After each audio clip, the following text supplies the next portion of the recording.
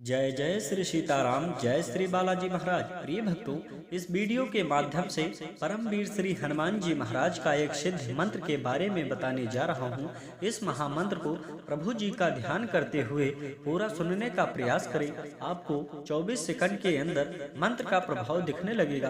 प्रभु श्री हनुमान जी महाराज की ऐसी कृपा होगी जिससे आपकी जन्म जन्मांतर की गरीबी व दरिद्रता समाप्त हो जाएगी। आपके जीवन की बड़ी से बड़ी विपत्ति, मुश्किलें, संकट, भय इत्यादि हमेशा के लिए समाप्त हो जाएगा और प्रभु जी की कृपा से आपकी बड़ी से बड़ी इच्छा व मनोकामना शीघ्र ही पूरी हो जाएगी। प्रिय भक्तों, मान्यता है कि यह मंत्र जो भक्त सच्चे मन से प्रभु श्री हनुमान जी महाराज का ध्यान करते हुए 108 बार या 51 बार पूरा सुन भी लेता है, उस व्यक्ति के ऊपर प्रभु श्री हनुमान जी महाराज की शीघ्र ही कृपा प्राप्त होती है और उसे कृपा की अनुभूति भी होती है। प्रिय भक्तों, यदि आप अपने जीवन को सुखमय करना चाहते हैं, अपने जीवन के समस्त प्रकार के रोग, भय, संकट व गरीबी, दरिद्रता जैसी नकारात्मक ऊर्जा, घर का क्लेश दूर करना चाहते हैं, तो आपसे निवेदन है प्रतिदिन सुबह उठकर स्नान आदि करके श्री हनुमान जी महाराज के सम्मुख बैठकर संपूर्ण हनुमान चालीसा का पाठ करें। कुछ ही समय में आपको प्रभाव दिखने लगेगा और वीर बजरंग बली जी की कृपा की अनुभूति भी होगी।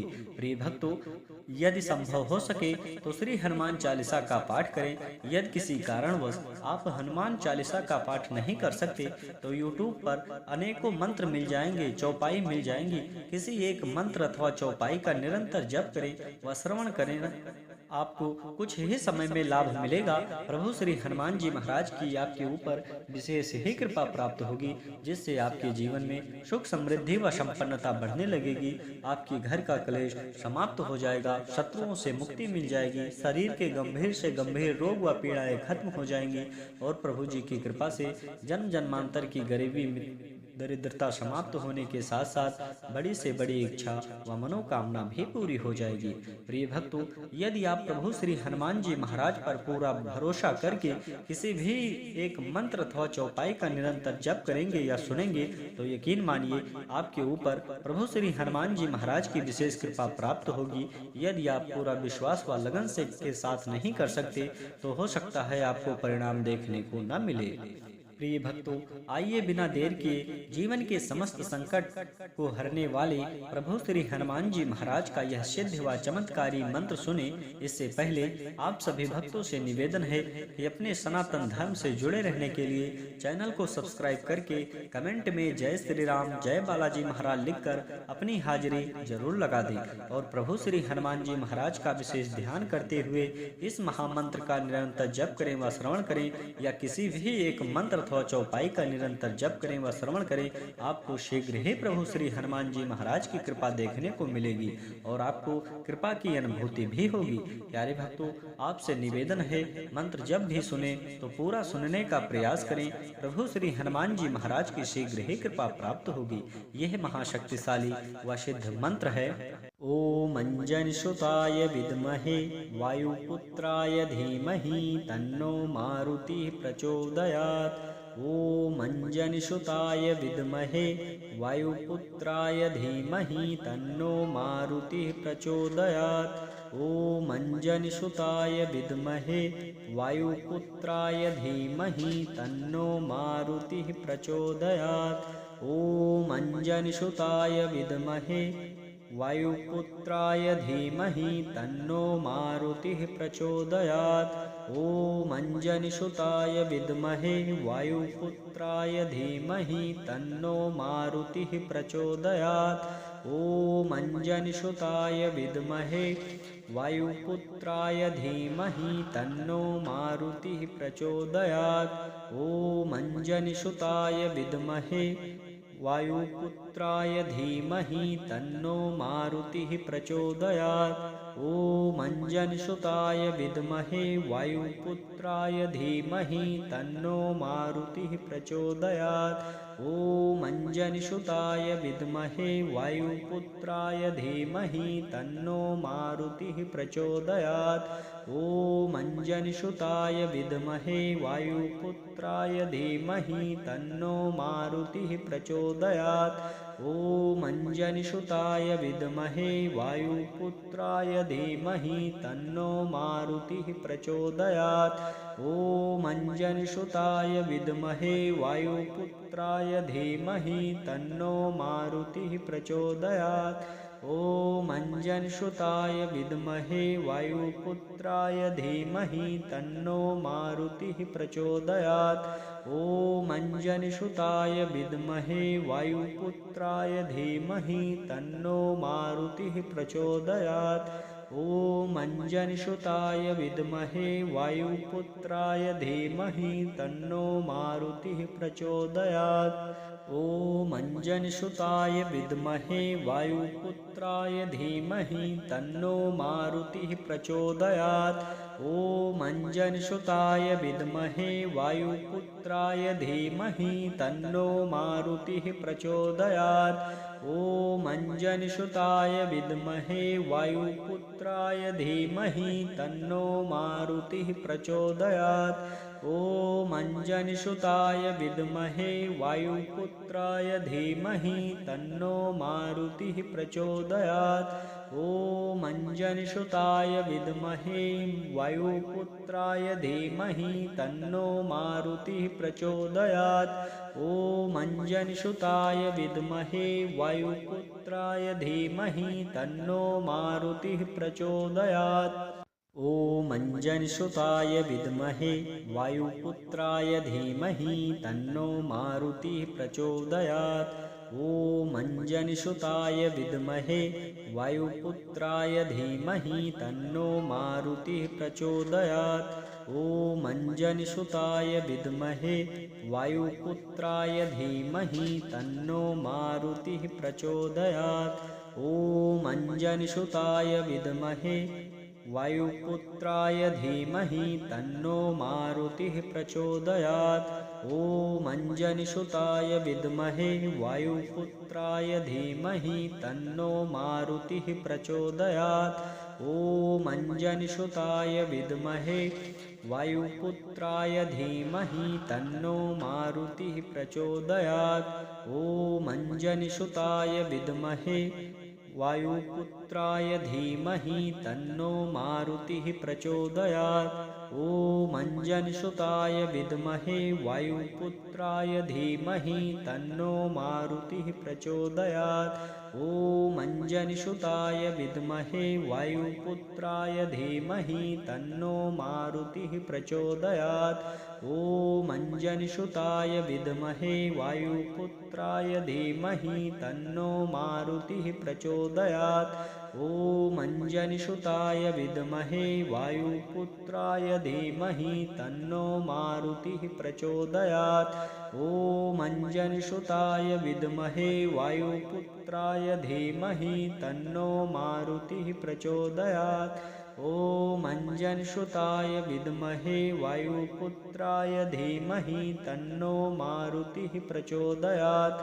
ॐ अंजनिसुताय विद्महे वायुपुत्राय धीमहि तन्नो मारुतिः प्रचोदयात्। ॐ अंजनिसुताय विद्महे वायुपुत्राय धीमहि तन्नो मारुतिः प्रचोदयात्। ॐ अंजनिसुताय विद्महे वायुपुत्राय धीमहि तन्नो मारुतिः प्रचोदयात्। ॐ अंजनिसुताय विद्महे वायुपुत्राय धीमहि तन्नो मारुतिः प्रचोदयात्। ॐ अंजनिसुताय विद्महे वायुपुत्राय धीमहि तन्नो मारुतिः प्रचोदयात्। ॐ अंजनिसुताय विद्महे वायुपुत्राय धीमहि तन्नो मारुतिः प्रचोदयात्। ॐ अंजनिसुताय विद्महे वायुपुत्राय धीमहि तन्नो मारुतिः प्रचोदयात्। ॐ अंजनिसुताय विद्महे वायुपुत्राय धीमहि तन्नो मारुतिः प्रचोदयात्। ॐ अंजनसुताय विद्महे वायुपुत्राय धीमहि तन्नो मारुतिः प्रचोदयात्। ॐ अंजनसुताय विद्महे वायुपुत्राय धीमहि तन्नो मारुतिः प्रचोदयात्। ॐ अंजनसुताय विद्महे वायुपुत्राय धीमहि तन्नो मारुतिः प्रचोदयात्। ॐ अंजनसुताय विद्महे वायुपुत्राय धीमहि तन्नो मारुतिः प्रचोदयात्। ॐ अंजनसुताय विद्महे वायुपुत्राय धीमहि तन्नो मारुतिः प्रचोदयात्। ॐ अंजनसुताय विद्महे वायुपुत्राय धीमहि तन्नो मारुतिः प्रचोदयात्। ॐ अंजनसुताय विद्महे वायुपुत्राय धीमहि तन्नो मारुतिः प्रचोदयात्। ॐ अंजनसुताय विद्महे वायुपुत्राय धीमहि तन्नो मारुतिः प्रचोदयात्। ॐ अंजनसुताय विद्महे वायुपुत्राय धीमहि तन्नो मारुतिः प्रचोदयात्। ॐ अंजनसुताय विद्महे वायुपुत्राय धीमहि तन्नो मारुतिः प्रचोदयात्। ॐ अंजनसुताय विद्महे वायुपुत्राय धीमहि तन्नो मारुतिः प्रचोदयात्। ॐ अंजनसुताय विद्महे वायुपुत्राय धीमहि तन्नो मारुतिः प्रचोदयात्। ॐ अंजनसुताय विद्महे वायुपुत्राय धीमहि तन्नो मारुतिः प्रचोदयात्। ॐ अंजनसुताय विद्महे वायुपुत्राय धीमहि तन्नो मारुतिः प्रचोदयात्। ॐ अंजनसुताय विद्महे वायुपुत्राय धीमहि तन्नो मारुतिः प्रचोदयात्। ॐ अंजनसुताय विद्महे वायुपुत्राय धीमहि तन्नो मारुतिः प्रचोदयात्। ॐ अंजनसुताय विद्महे वायुपुत्राय धीमहि तन्नो मारुतिः प्रचोदयात्। ॐ अंजनसुताय विद्महे वायुपुत्राय धीमहि तन्नो मारुतिः प्रचोदयात्। ॐ अंजनसुताय विद्महे वायुपुत्राय धीमहि तन्नो मारुतिः प्रचोदयात्। ॐ अंजनसुताय विद्महे वायुपुत्राय धीमहि तन्नो मारुतिः प्रचोदयात्। ॐ अंजनसुताय विद्महे वायुपुत्राय धीमहि तन्नो मारुतिः प्रचोदयात्। ॐ अंजनसुताय विद्महे वायुपुत्राय धीमहि तन्नो मारुतिः प्रचोदयात्। ॐ अंजनसुताय विद्महे वायुपुत्राय धीमहि तन्नो मारुतिः प्रचोदयात्। ॐ अंजनसुताय विद्महे वायुपुत्राय धीमहि तन्नो मारुतिः प्रचोदयात्। ॐ अंजनसुताय विद्महे वायुपुत्राय धीमहि तन्नो मारुतिः प्रचोदयात्। ॐ अंजनसुताय विद्महे वायुपुत्राय धीमहि तन्नो मारुतिः प्रचोदयात्। ॐ अंजनसुताय विद्महे वायुपुत्राय धीमहि तन्नो मारुतिः प्रचोदयात्। ॐ अंजनसुताय विद्महे वायुपुत्राय धीमहि तन्नो मारुतिः प्रचोदयात्। ॐ अंजनसुताय विद्महे वायुपुत्राय धीमहि तन्नो मारुतिः प्रचोदयात्। ॐ अंजनसुताय विद्महे वायुपुत्राय धीमहि तन्नो मारुतिः प्रचोदयात्। ॐ अंजनसुताय विद्महे वायुपुत्राय धीमहि तन्नो मारुतिः प्रचोदयात्। ॐ अंजनसुताय विद्महे वायुपुत्राय धीमहि तन्नो मारुतिः प्रचोदयात्। ॐ अंजनसुताय विद्महे वायुपुत्राय धीमहि तन्नो मारुतिः प्रचोदयात्। ॐ अंजनसुताय विद्महे वायुपुत्राय धीमहि तन्नो मारुतिः प्रचोदयात्। ॐ अंजनसुताय विद्महे वायुपुत्राय धीमहि तन्नो मारुतिः प्रचोदयात्। ॐ अंजनसुताय विद्महे वायुपुत्राय धीमहि तन्नो मारुतिः प्रचोदयात्। ॐ अंजनसुताय विद्महे वायुपुत्राय धीमहि तन्नो मारुतिः प्रचोदयात्। ॐ अंजनसुताय विद्महे वायुपुत्राय धीमहि तन्नो मारुतिः प्रचोदयात्। ॐ अंजनसुताय विद्महे वायुपुत्राय धीमहि तन्नो मारुतिः प्रचोदयात्।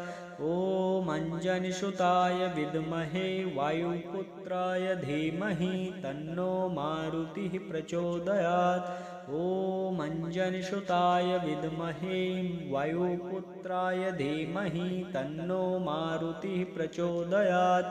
ॐ अंजनसुताय विद्महे वायुपुत्राय धीमहि तन्नो मारुतिः प्रचोदयात्।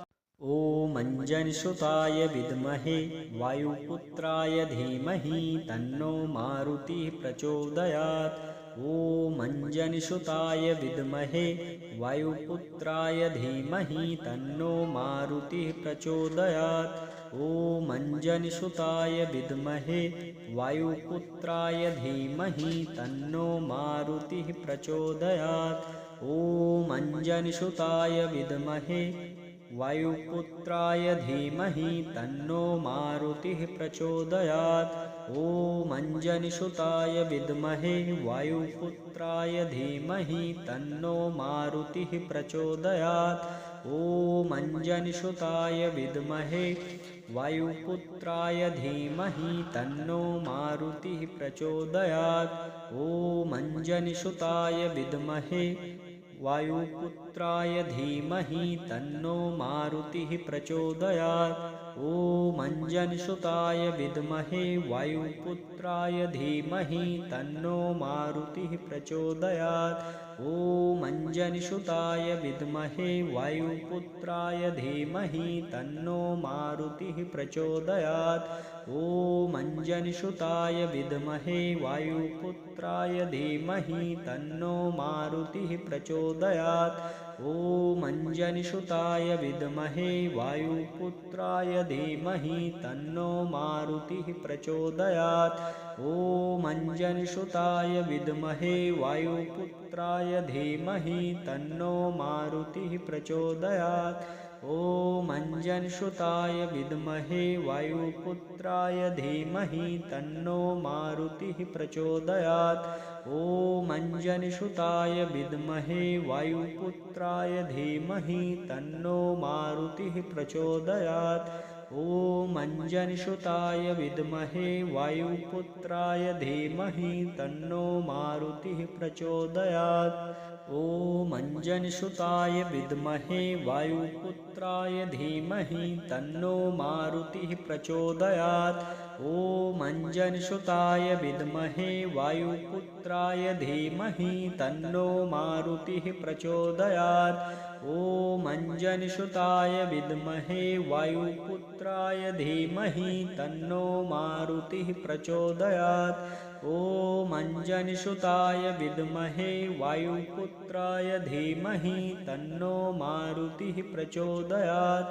ॐ अंजनसुताय विद्महे वायुपुत्राय धीमहि तन्नो मारुतिः प्रचोदयात्।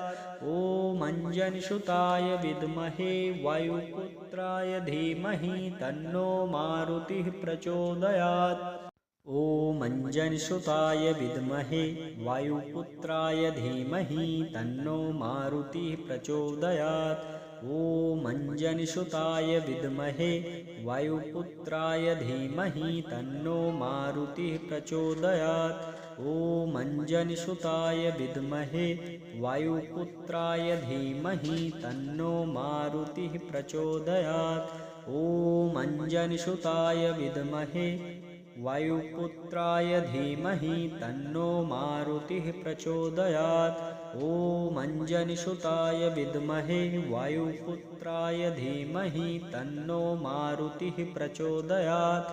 ॐ अंजनीसुताय विद्महे वायुपुत्राय धीमहि तन्नो मारुतिः प्रचोदयात्।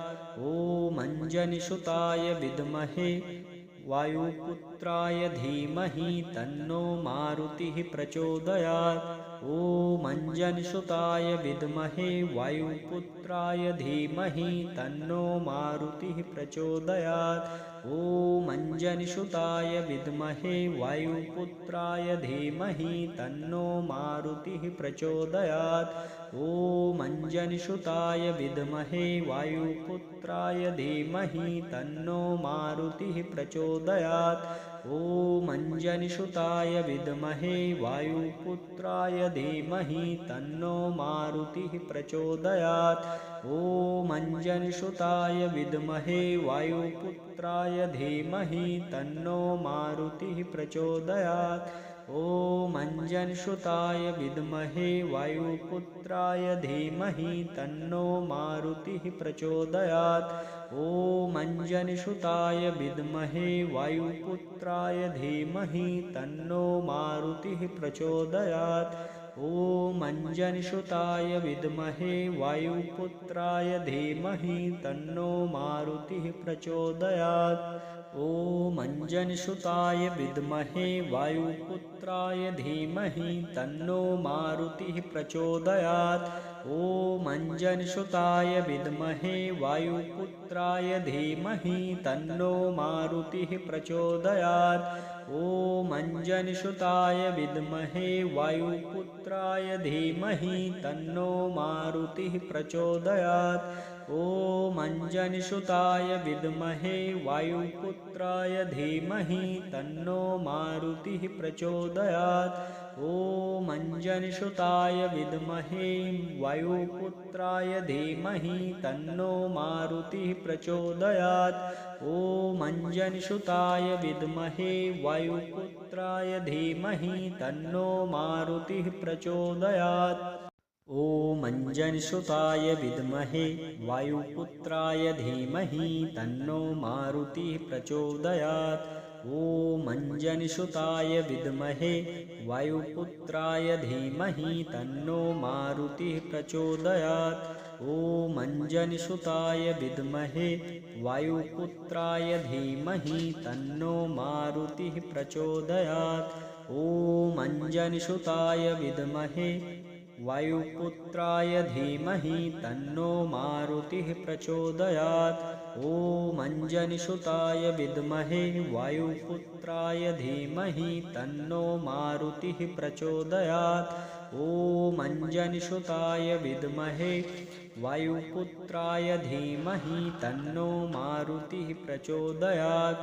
ॐ अंजनीसुताय विद्महे वायुपुत्राय धीमहि तन्नो मारुतिः प्रचोदयात्। ॐ अंजनीसुताय विद्महे वायुपुत्राय धीमहि तन्नो मारुतिः प्रचोदयात्। ॐ अंजनीसुताय विद्महे वायुपुत्राय धीमहि तन्नो मारुतिः प्रचोदयात्। ॐ अंजनीसुताय विद्महे वायुपुत्राय धीमहि तन्नो मारुतिः प्रचोदयात्। ॐ अंजनीसुताय विद्महे वायुपुत्राय धीमहि तन्नो मारुतिः प्रचोदयात्। ॐ अंजनीसुताय विद्महे वायुपुत्राय धीमहि तन्नो मारुतिः प्रचोदयात्। ॐ अंजनीसुताय विद्महे वायुपुत्राय धीमहि तन्नो मारुतिः प्रचोदयात्। ॐ अंजनीसुताय विद्महे वायुपुत्राय धीमहि तन्नो मारुतिः प्रचोदयात्। ॐ अंजनीसुताय विद्महे वायुपुत्राय धीमहि तन्नो मारुतिः प्रचोदयात्। ॐ अंजनीसुताय विद्महे वायुपुत्राय धीमहि तन्नो मारुतिः प्रचोदयात्। ॐ अंजनीसुताय विद्महे वायुपुत्राय धीमहि तन्नो मारुतिः प्रचोदयात्। ॐ अंजनीसुताय विद्महे वायुपुत्राय धीमहि तन्नो मारुतिः प्रचोदयात्। ॐ अंजनीसुताय विद्महे वायुपुत्राय धीमहि तन्नो मारुतिः प्रचोदयात्। ॐ अंजनीसुताय विद्महे वायुपुत्राय धीमहि तन्नो मारुतिः प्रचोदयात्। ॐ अंजनीसुताय विद्महे वायुपुत्राय धीमहि तन्नो मारुतिः प्रचोदयात्। ॐ अंजनीसुताय विद्महे वायुपुत्राय धीमहि तन्नो मारुतिः प्रचोदयात्। ॐ अंजनीसुताय विद्महे वायुपुत्राय धीमहि तन्नो मारुतिः प्रचोदयात्। ॐ अंजनीसुताय विद्महे वायुपुत्राय धीमहि तन्नो मारुतिः प्रचोदयात्।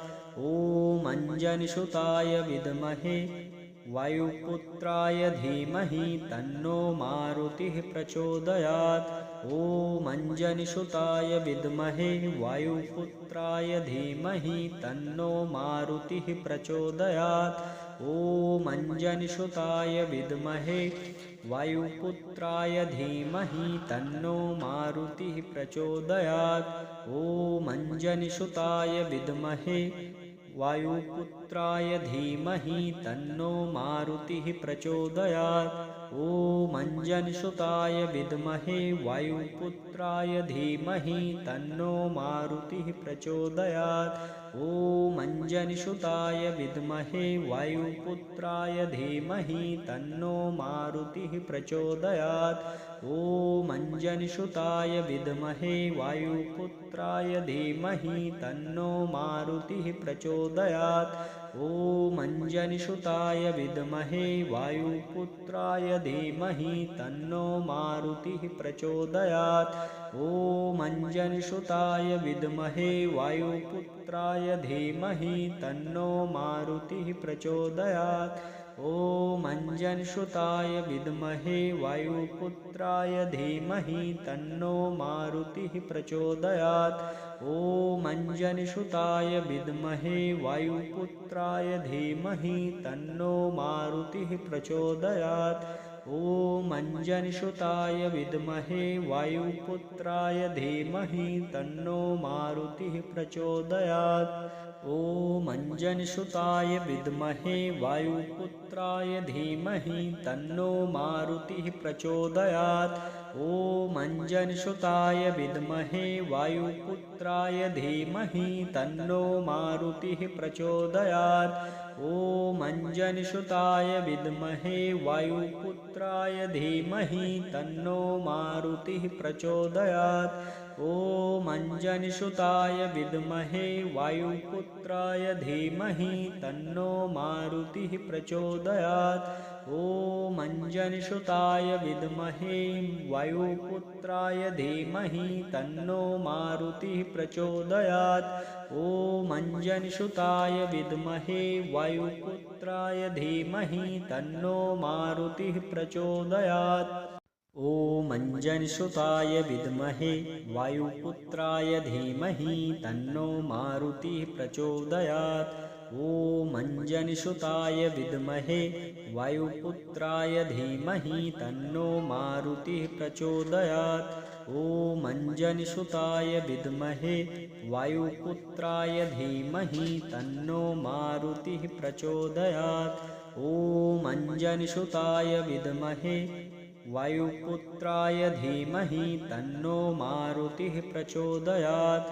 ॐ अंजनीसुताय विद्महे वायुपुत्राय धीमहि तन्नो मारुतिः प्रचोदयात्। ॐ अंजनीसुताय विद्महे वायुपुत्राय धीमहि तन्नो मारुतिः प्रचोदयात्। ॐ अंजनीसुताय विद्महे वायुपुत्राय धीमहि तन्नो मारुतिः प्रचोदयात्। ॐ अंजनीसुताय विद्महे वायुपुत्राय धीमहि तन्नो मारुतिः प्रचोदयात्।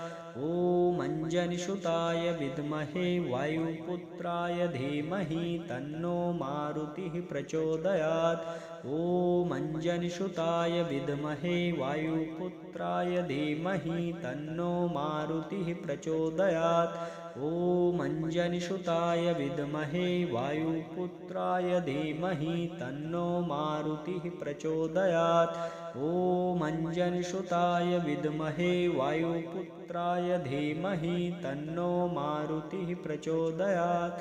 ॐ अंजनीसुताय विद्महे वायुपुत्राय धीमहि तन्नो मारुतिः प्रचोदयात्। ॐ अंजनीसुताय विद्महे वायुपुत्राय धीमहि तन्नो मारुतिः प्रचोदयात्।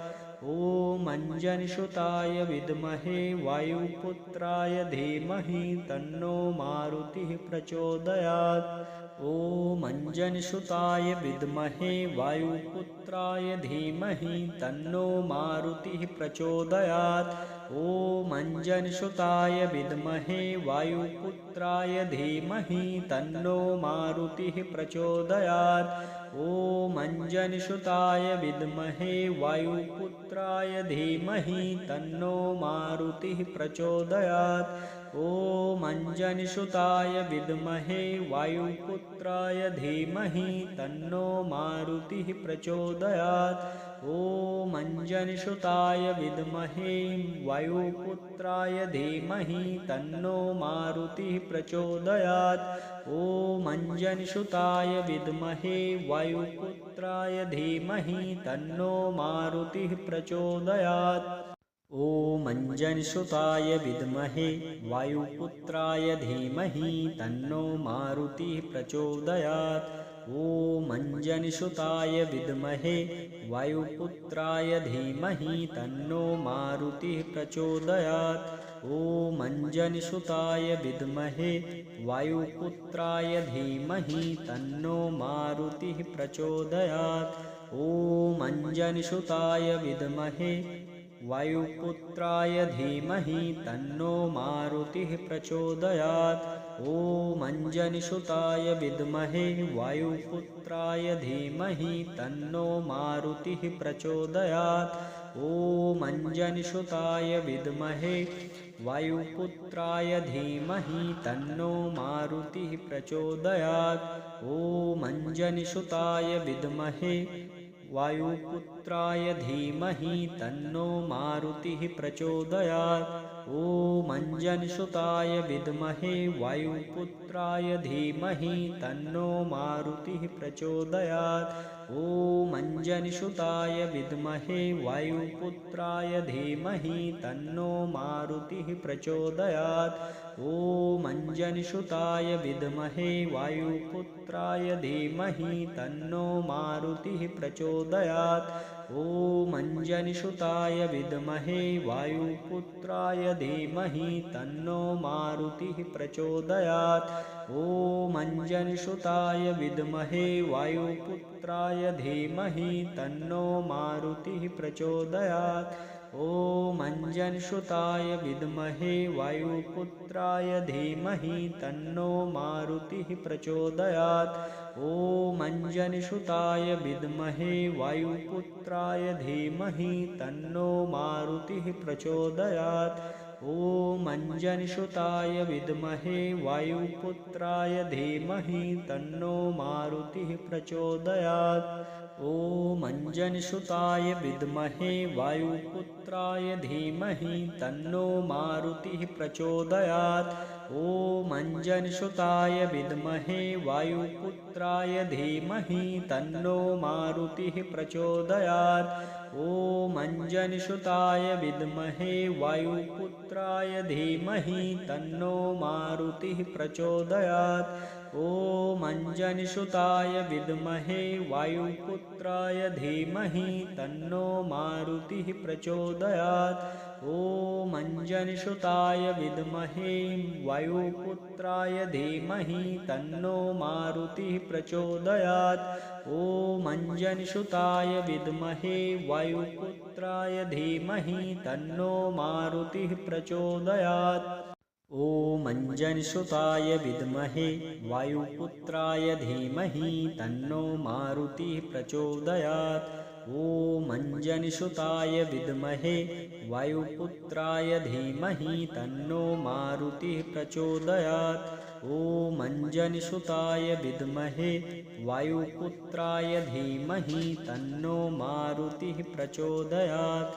ॐ अंजनीसुताय विद्महे वायुपुत्राय धीमहि तन्नो मारुतिः प्रचोदयात्।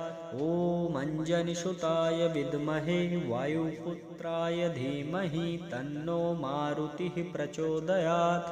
ॐ अंजनीसुताय विद्महे वायुपुत्राय धीमहि तन्नो मारुतिः प्रचोदयात्।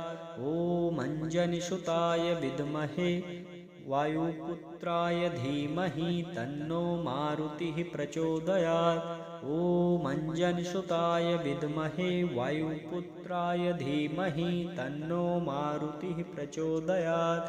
ॐ अंजनीसुताय विद्महे वायुपुत्राय धीमहि तन्नो मारुतिः प्रचोदयात्। ॐ अंजनीसुताय विद्महे वायुपुत्राय धीमहि तन्नो मारुतिः प्रचोदयात्। ॐ अंजनीसुताय विद्महे वायुपुत्राय धीमहि तन्नो मारुतिः प्रचोदयात्। ॐ अंजनीसुताय विद्महे वायुपुत्राय धीमहि तन्नो मारुतिः प्रचोदयात्। ॐ अंजनीसुताय विद्महे वायुपुत्राय धीमहि तन्नो मारुतिः प्रचोदयात्। ॐ अंजनीसुताय विद्महे वायुपुत्राय धीमहि तन्नो मारुतिः प्रचोदयात्। ॐ अंजनीसुताय विद्महे वायुपुत्राय धीमहि तन्नो मारुतिः प्रचोदयात्। ॐ अंजनीसुताय विद्महे वायुपुत्राय धीमहि तन्नो मारुतिः प्रचोदयात्। ॐ अंजनीसुताय विद्महे वायुपुत्राय धीमहि तन्नो मारुतिः प्रचोदयात्। ॐ अंजनीसुताय विद्महे वायुपुत्राय धीमहि तन्नो मारुतिः प्रचोदयात्। ॐ अंजनीसुताय विद्महे वायुपुत्राय धीमहि तन्नो मारुतिः प्रचोदयात्।